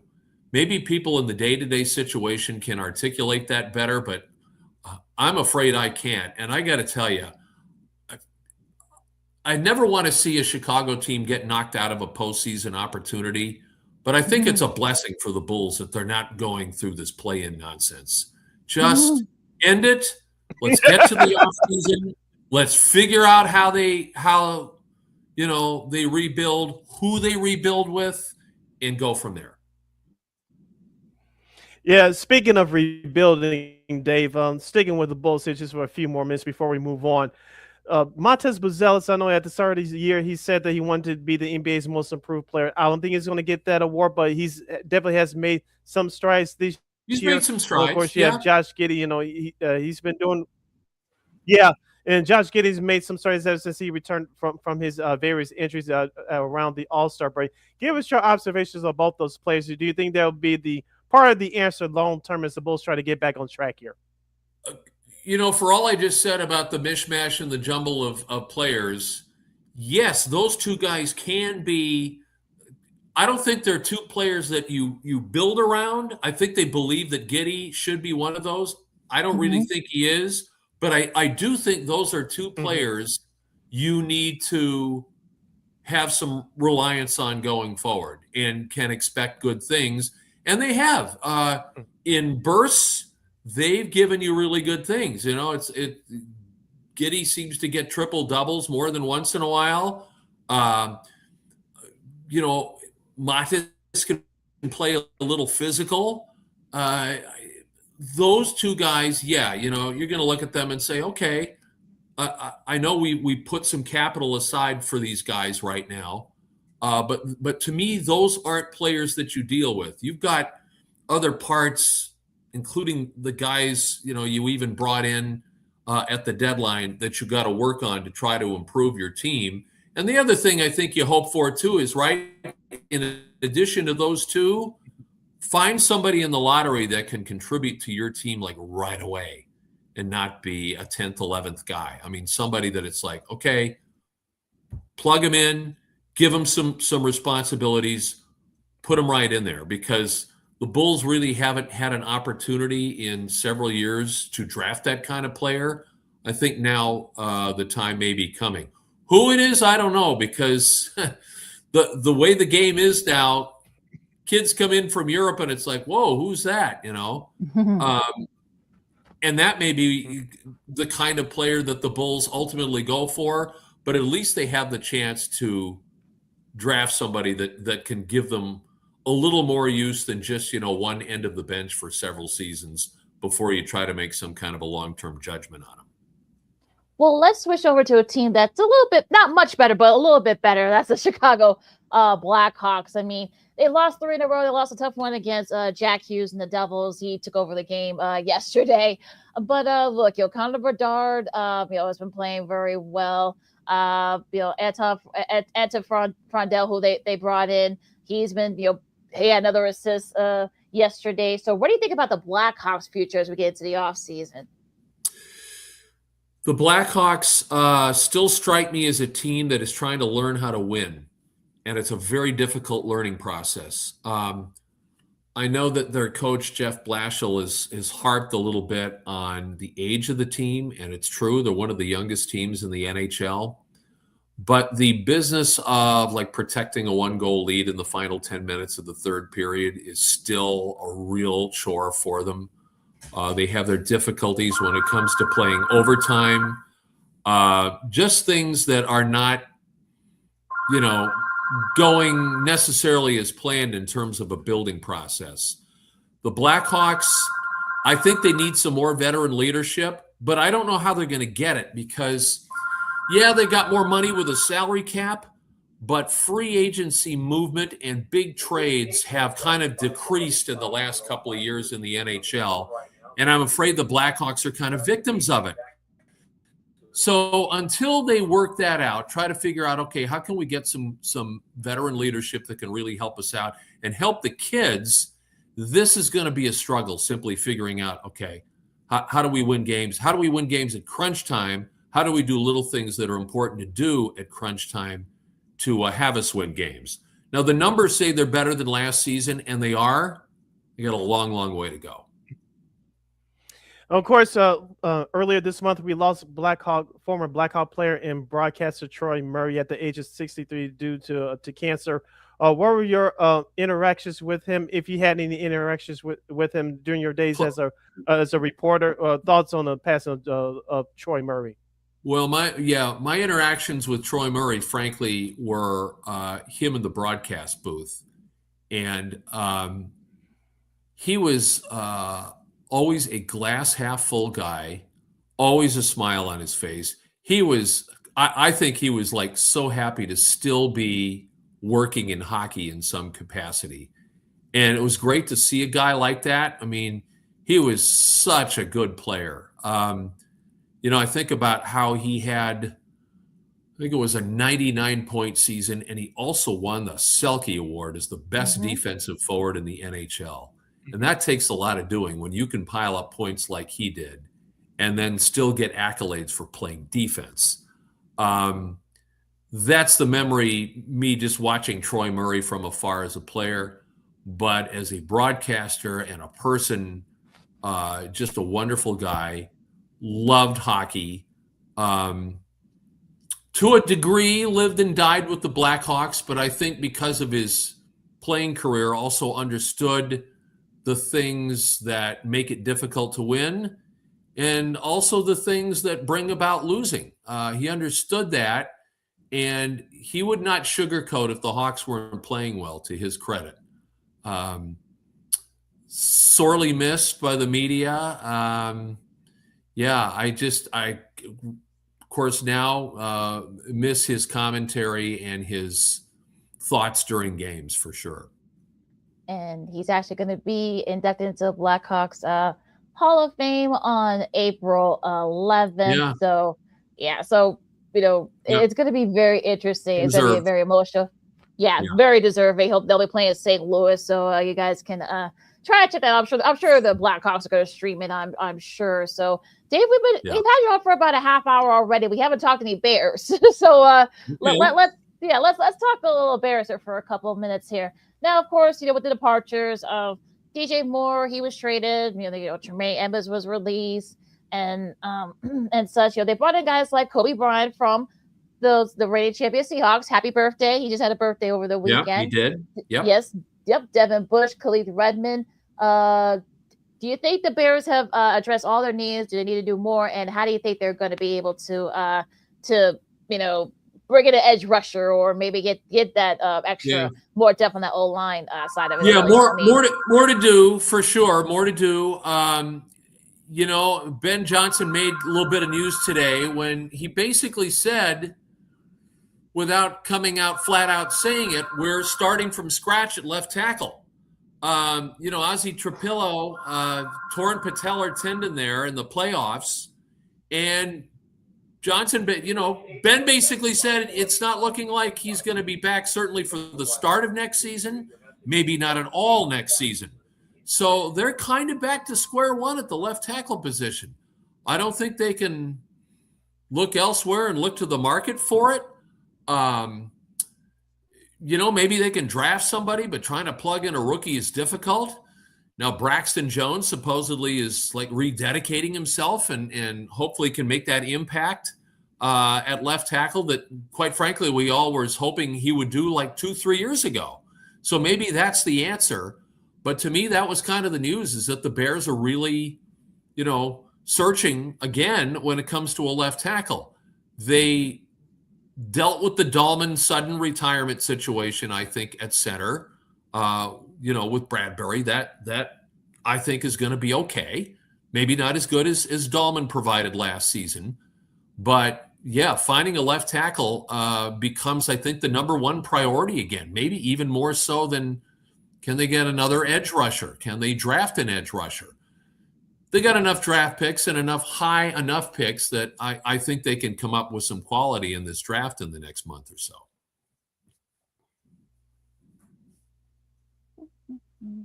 Yeah. We're hanging out with Dave Kerner right here on Second City Sports on Sports Zone Chicago City. LaKeena here with you, talking Chicago sports on a Monday extravaganza edition of the program. Dave, let's stay with the Bears, of course.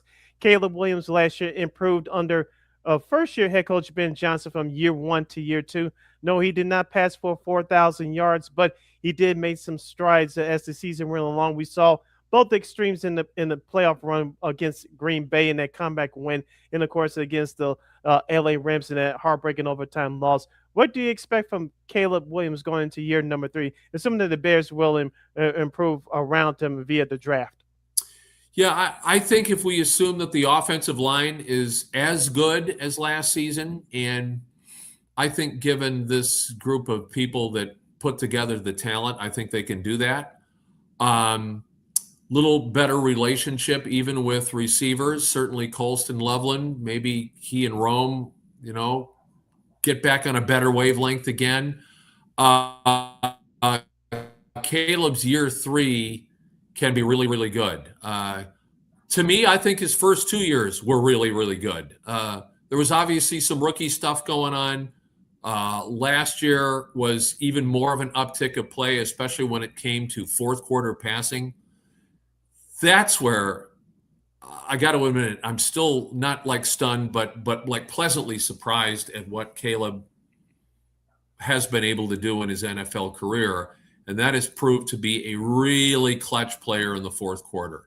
I don't know, honestly, whether there's a better fourth quarter quarterback in the NFL. There might be one or two guys, obviously, that you would put there with him, certainly like a Mahomes when he's healthy and the Chiefs are on all cylinders. Josh Allen has proven it here and there, but Caleb's knack for just finding big plays when you need them the most in the fourth quarter was, to me, the most unbelievable part of the Bears season last year. I mean, it obviously won them some games, but just that ability to find those plays, to me, that's not a fluke. That's a guy that understands his offense, understands what processes he has to go through to run plays, and then execute them. So yet another year with the Ben Johnson offense, no reason why he can't take another step up, as long as, again, he's got an offensive line that can be as good as last year, and he gets maybe a little more production out of the people around him. Now, how do you think they address things like edge rusher? Are there any names that you look at so far that maybe the Bears could probably address some of the needs that they are missing? Well, I'm not sure how that's going to go. I almost think they're going to have to maybe find somebody in the draft.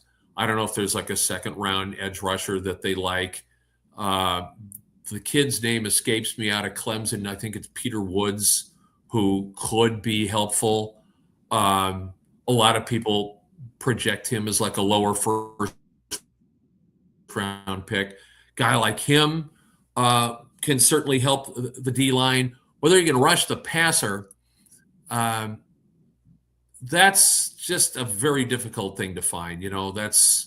I hate to say it, it's almost like finding a quarterback with all the tools, finding an edge rusher that maybe can even balance having to stop the run in certain responsibilities. And when you want to turn him loose, even in a double team, can go get the quarterback. Obviously, the Bears need a better pass rush. I think the offense bailed the defense out here and there last season. There was some good work from the Bears defense, but statistically, they were pretty average. But the pass rusher, I have a feeling that's something that's probably going to have to sort of come out of nowhere, as opposed to any proven commodity that all of a sudden is available to them in the market to get. Now we know the Bears are making moves on the field, but off the field, Dave, I know you feel just the ways me and LaKeena do about this stadium situation. Can we please resolve this stadium situation? We're going from here to Indiana. Arlington Heights has been in play. What's your thoughts about this, and what are your thoughts about how Kevin Warren has handled this situation over the past few years? Yeah, Kevin. Can we get this settled? I know that Governor, go ahead. Well, I hope that it is going to be settled in the next few weeks.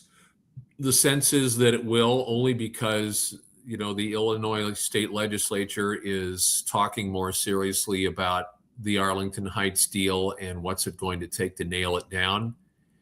And despite what looks like Shangri-La from Indiana, I still think when all is said and done, the Bears are going to work out some deal in Arlington Heights. There may be some things that they don't like that they will accept. There may be some things that the state doesn't like that they have to accept. But I think ultimately that's where it's going. Again, the Bears bought that land. They didn't buy that land to build a casino or some other facility that's connected to the Chicago Bears. They bought that land to build a brand new stadium there and hopefully some things around it and hopefully make it a nice enough entertainment venue that you can do more than just have Bears home games in it. So I in my heart of hearts, and I know that the taxes are an issue and all kinds of things, right? Infrastructure, who's going to pay for roads, who's going to pay for rail improvements, whatever it is, that stuff can be worked out. And I think it will be worked out. And the Bears are going to stay in Arlington Heights or move to Arlington Heights, I should say.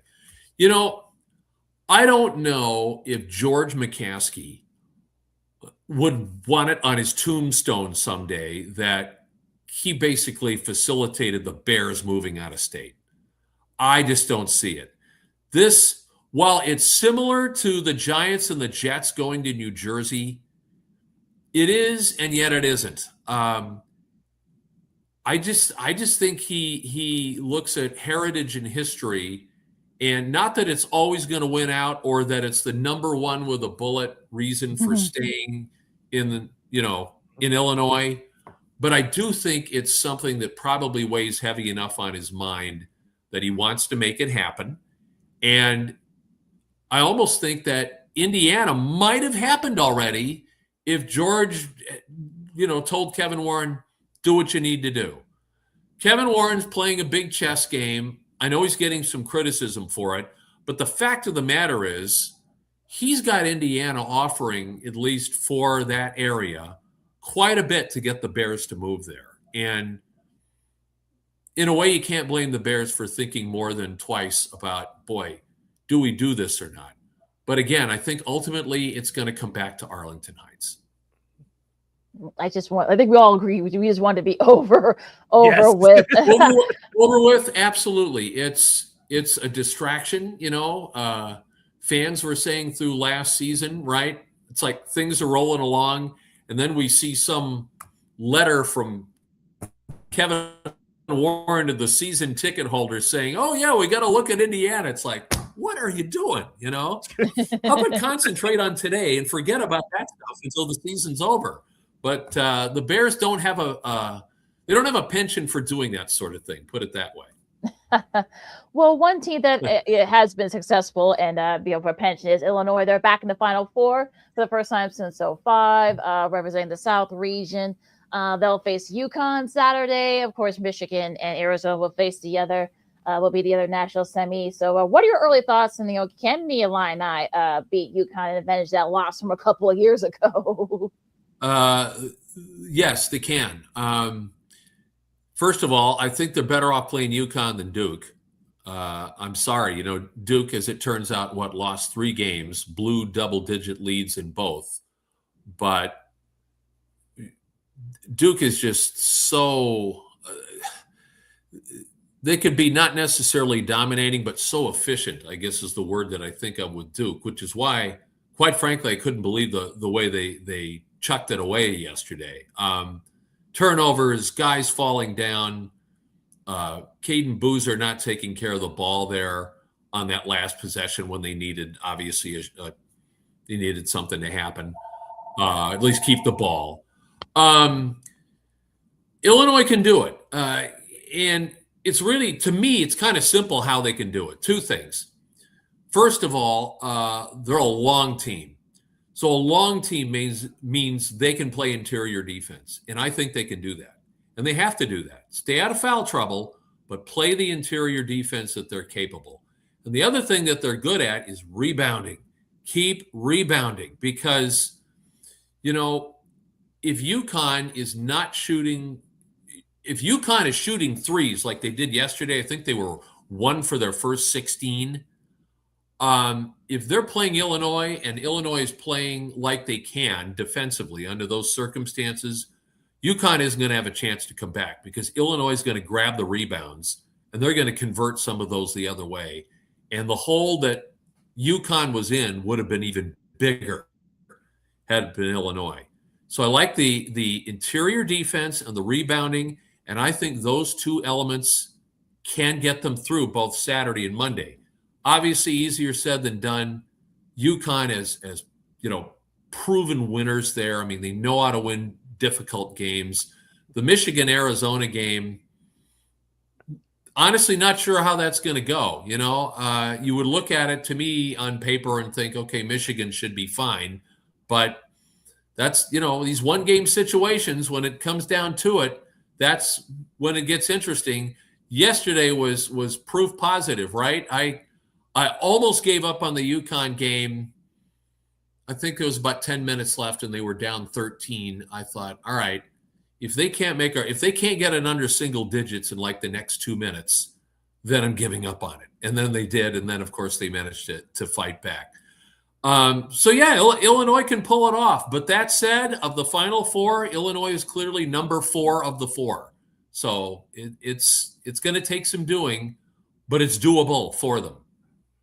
Yeah, give us your thoughts about Illinois head coach Brad Underwood. He's been in coaching for 39 years. He had Illinois on the cusp of going back to the Final Four a couple of years ago before they got dominated by the eventual champion. Yeah. UConn go figure that out. But last year, disappointing going out against Kentucky. And then me and LaKeena talked about it all year, blowing those double-digit leads against UCLA and a couple of other teams, and then getting blown out at home by Michigan. The lineup obviously has turned it around. Give us your thoughts about what the job of Brad Underwood has done up to this point. Well, first, I'm happy for Brad Underwood. Maybe even when it comes to that program and those players, happiest for him because, let's face it, especially when they lost. Remember, they lost to Loyola in the second round. What was it, 21? 21, yeah. The tag immediately was put on him. He can't win the big game.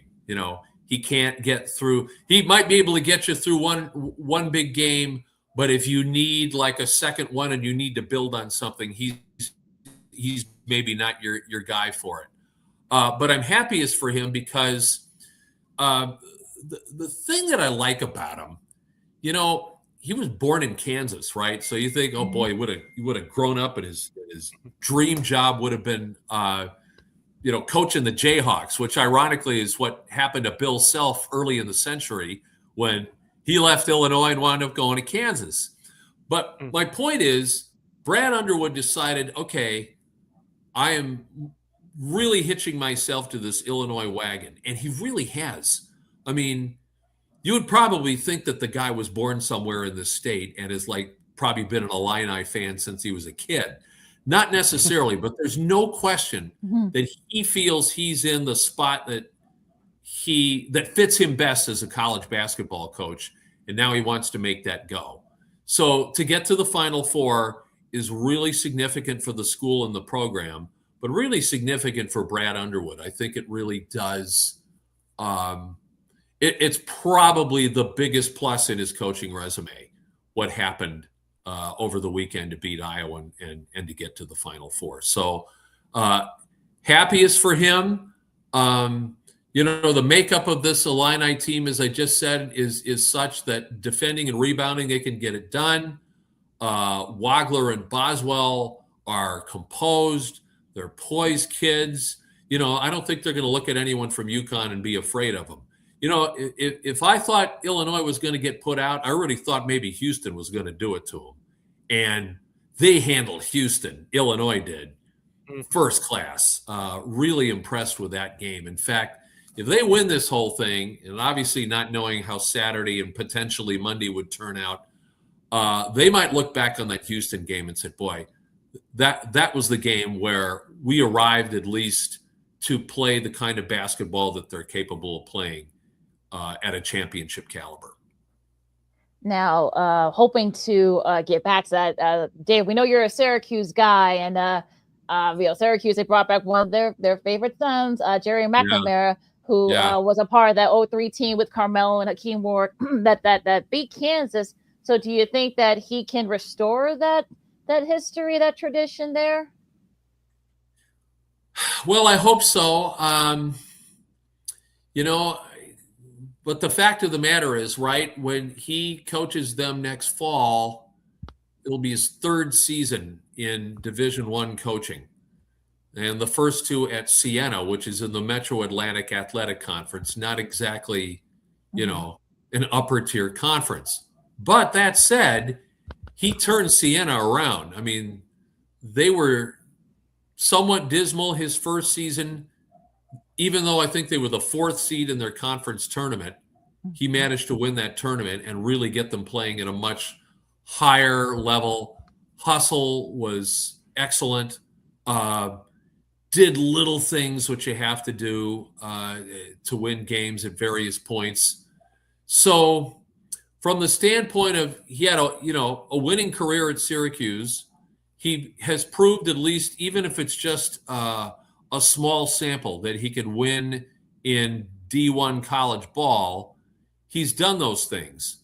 So now, he gets a program that clearly needs to improve. Hopefully he's going to get some more nil money, have maybe better resources at their disposal to try to build a roster that can compete in the ACC, because it's been nothing but trouble for Syracuse trying to compete in the ACC since they went to the conference. That's a whole nother story for another time. Hopefully he can take those resources and get them at least back to a respectable winning track again. I don't know whether he can, but he knows the Syracuse landscape thoroughly. He probably even knows, look, where do I have to go and recruit and get kids? Because the presumption is, even though they had a very new roster this season, I'm sure a lot of those kids are going to be gone. He's got a lot of work to do. So hopefully the fan base will at least be patient with him for a while. That could be easier said than done, because the restlessness there now, it's pretty intense when you haven't gone back to the tournament since I think 21, and haven't even looked like a contending team since that time. All right, last moment too with our guy Dave Kerner right here on Second City Sports on Sports Zone Chicago City. LaKeena here, hanging out here with you. Last question from me, Dave. Of course, we mentioned that your last several years before retirement, you worked at WBBM Newsradio 780 and 105.9. But when you came to Chicago, you worked at 670 The Score, and you did updates. You hosted shows, and of course, a few months ago, we lost a legend in Terry Boers. Of course, he was one of those pioneers, not only locally but nationally, that made the transition from sports columnist, sports writer into television and radio. Thoughts on Terry Boers, and what were your personal interactions with him? Sure. I was so lucky to have come from Buffalo and worked at 670 The Score with all those personalities. And honestly, I didn't even know what I was getting into when I took that job. I had no idea. But once I got in it and started working with them and realizing, what it takes to inform and entertain, which is, right, it's like the main number one thing that The Score does, right? They got to entertain the listener. Those guys were outstanding. I will say this about Terry. The guy always, he had my back on everything. I had huge respect for him. I really tried to work hard for like he and, later on Dan Bernstein, Dan McNeil initially, because, my first couple of years at The Score, I was a Bears reporter.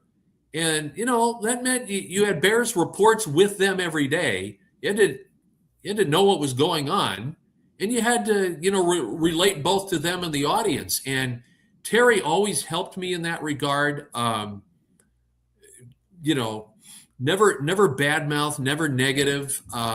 That's really where I will miss his camaraderie the most. Now, obviously on the air, dealing with people, maybe interview subjects here and there, even, other people sometimes in studio, he could be kind of a surly guy, but I think I don't know. I guess I was on his wavelength well enough that we got along great. He was a fan of my work. I was a fan of his work, and I understood that he reached the point where it's like, I can't do this anymore. I have to retire, and I'm just so sorry he's gone. Miss him terribly, but I was very lucky to have worked with him and honestly to have been a part of that place in 670 The Score that to me was as special as maybe any radio entity in Chicago, and certainly the most special time maybe that I ever had in the biz.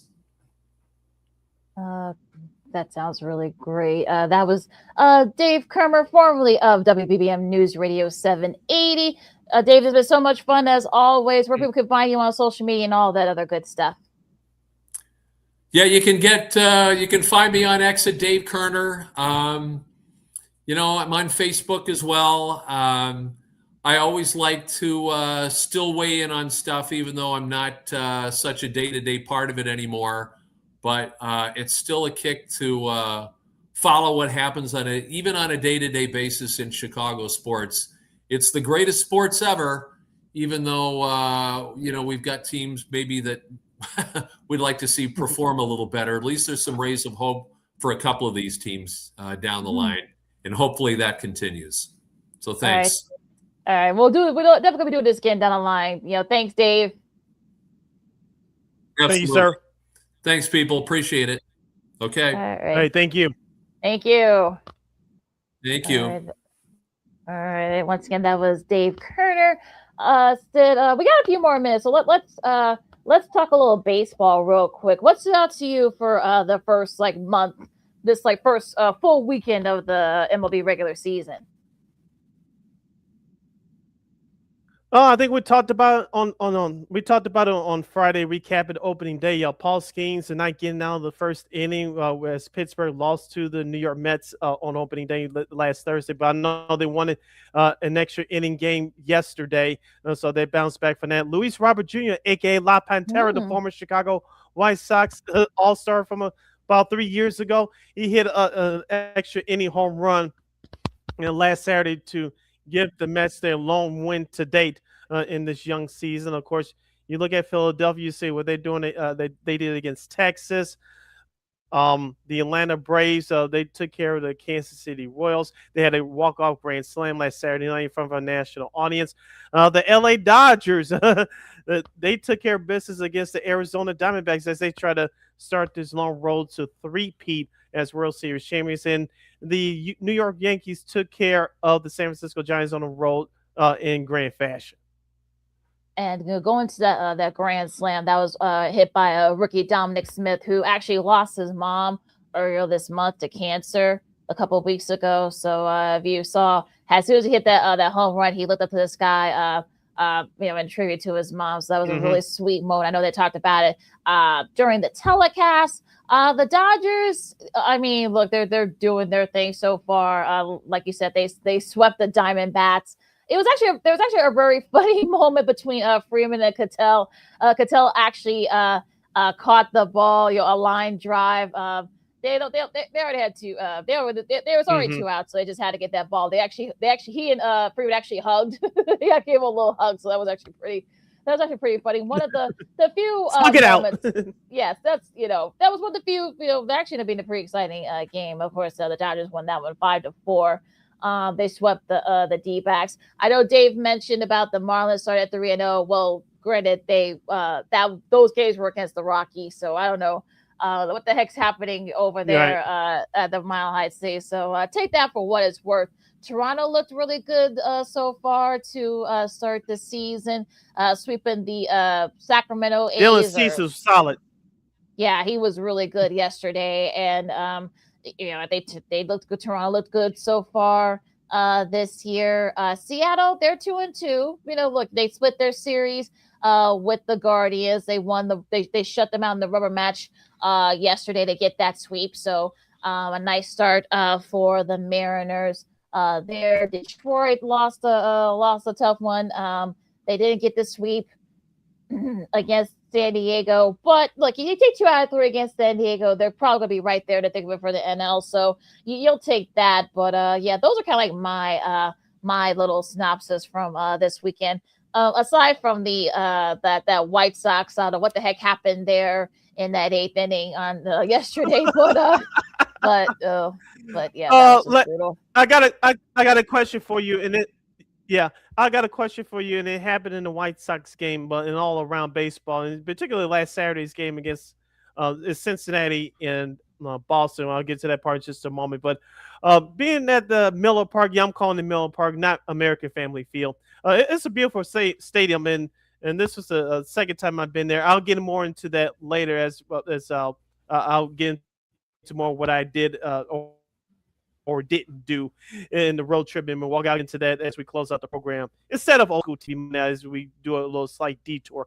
But recapping yesterday's game for the White Sox, I thought that Christian Yelich's home run was foul, especially where we were sitting, LaKeena, in section 1 away down the right field line on the first level.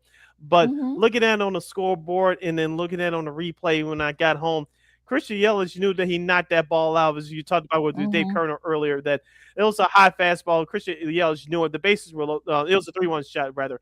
And then he pimped the home run, looked at it, was like, yeah, I got that one. That's the best that you got. I'm going to knock it out. But it was a great moment for Milwaukee in their players as well as they sweep the White Sox. But here's the question I wanted to get to you. The ABS system, the challenge system for Major League Baseball, of course, all teams get 2 challenges per game, and it's about calls, about the strikes, so it's about balls and strikes. Only the catcher, or I believe the batter, can challenge it. No one else, no manager or anybody else can challenge it. If they do, they'll get in trouble. So it looks like most of these calls, including a couple in the White Sox Brewers game yesterday, were overturned, and there's been a lot of chatter that the human element of umpires should be removed. I don't think that's ever going to happen, LaKeena. But looking at the first wave of games throughout this opening weekend of Major League Baseball, is really exposing how good or how bad some of these umpires are. Yeah, I think the ABS system is a backup. I don't think it shouldn't fully replace that human element, as they say. But yeah, I feel like you always want to have that. But you got to come into the 21st century. You got technology. Why not use it? So it's fine. And look, the good news is that the reviews don't take that long, so that helps a little bit. That doesn't disrupt the flow of the game, especially if there's a rally or something like that. Yeah, so it's fine. I know. Look, I think there are those purists out there, those old school folks that are probably like, it's gonna ruin it. No, it's not. It's gonna be fine. I think it'll be right there in the thick of it. So yeah, I think it's an extra layer of in the back end for in case there is a bad call or strike or whatever. So.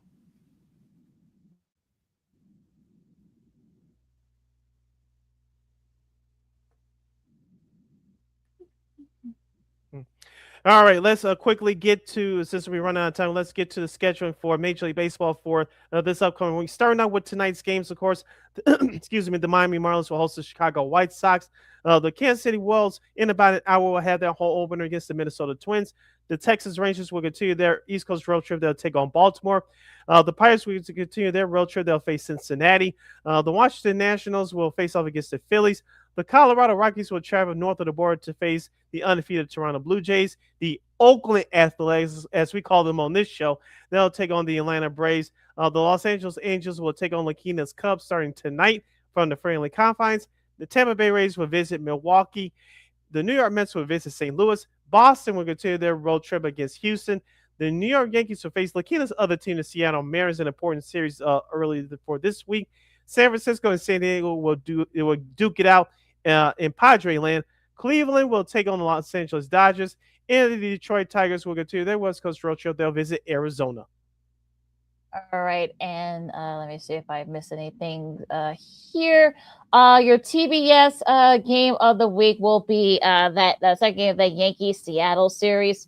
So that should be a fun one out there. I'm sure the place. I'm sure Seattle that stadium in Seattle is going to be very much packed.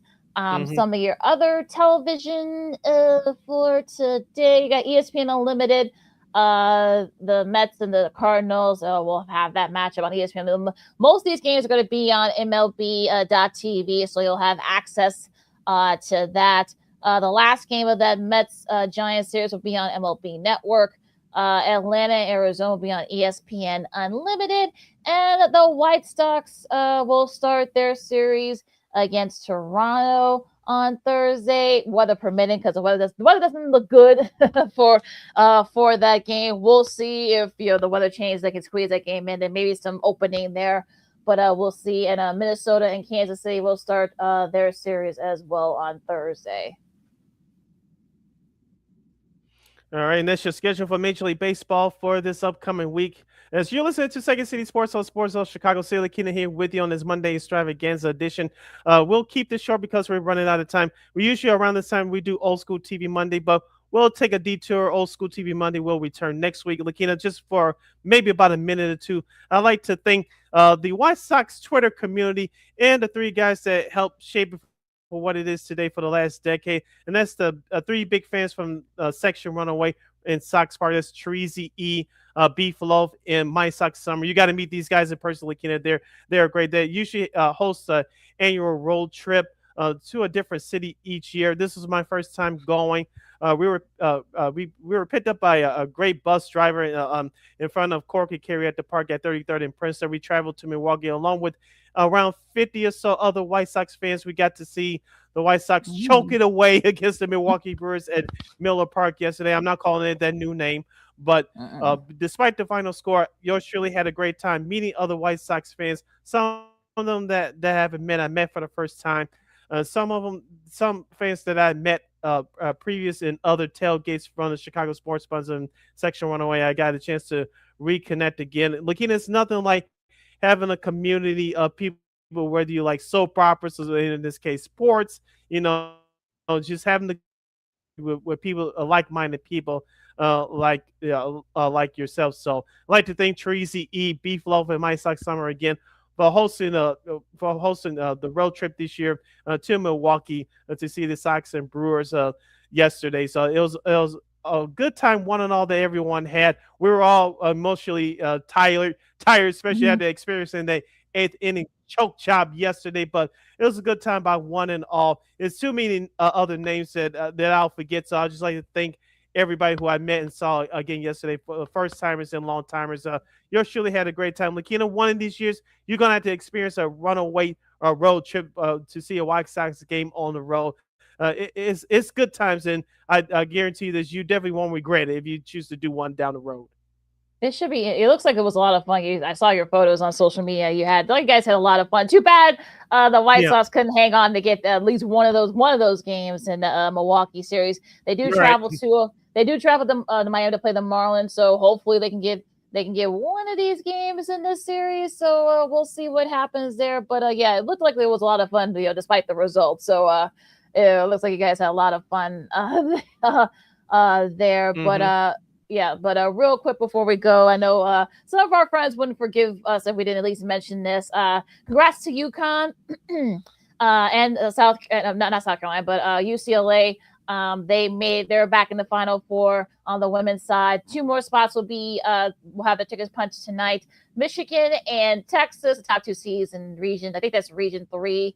They got the regions. It's all weird, but that'll be the first game up. The second game will be the upper South Carolina against TCU in region 4. So we'll see who will clinch the other 2 spots in the women's Final Four there as well. And it's going to be interesting, though. Yeah, could we see all 4 1 seeds on the women's side? Maybe. I don't know, but it's going to be kind of interesting to see how all this sort of plays out. They're playing in Phoenix this year, the women's Final Four, for the first time. They're going to be in Arizona, so you guys check that out as well. So there you go. All right. As we close out the show, you can follow yours truly on the Twitter, X, and the IG at CK80. Once again, it's CK80. That's SIDKID80. That's SIDKID80. You can follow McGee McGee on the Twitter, X, and the IG. Be sure to download that Sports Zone Chicago app wherever you get your apps. Please follow Sports Zone Chicago on all social media platforms on Facebook, X, Instagram, and YouTube. And thank you very much in advance for your support. Like, share, subscribe, and tell your friends. Be sure to catch Second City Sports live in living color every Monday, every Friday from 12:15 to 2:15 p.m. Central Standard Time, right here. One more again, as the kids would say. Be sure to catch Second City Sports live in living color every Monday, every Friday from 12:15 to 2:15 p.m. Central Standard Time, right here on Sports Zone Chicago. And of course, you can catch the replays anytime, anywhere, whether you miss our interview with Dave Kerner from earlier, and also, segments or what have you. You can catch replays of us, Sean Sierra Sports, the Smoke Fellas, and so much more. If you miss anything, don't worry. You can catch it anytime, anywhere on Sports Chicago's YouTube channels. And we will provide. Enjoy all the great sports, of course. Like I said, we'll preview the men's Final Four coming up on Friday. And enjoy the women's hoops to finish up. You'll get their last spots. Baseball, NFL, they're having their coaches meetings right now, so we'll see if there's anything that comes up there. But NBA, NHL, as they finish up the season, so much more. But even still, be safe out there. Force it, all the kids with Second City Sports on Sports Chicago. We'll see you guys on Friday. Go Sox and ILL IA9. Final Four bound. Holla!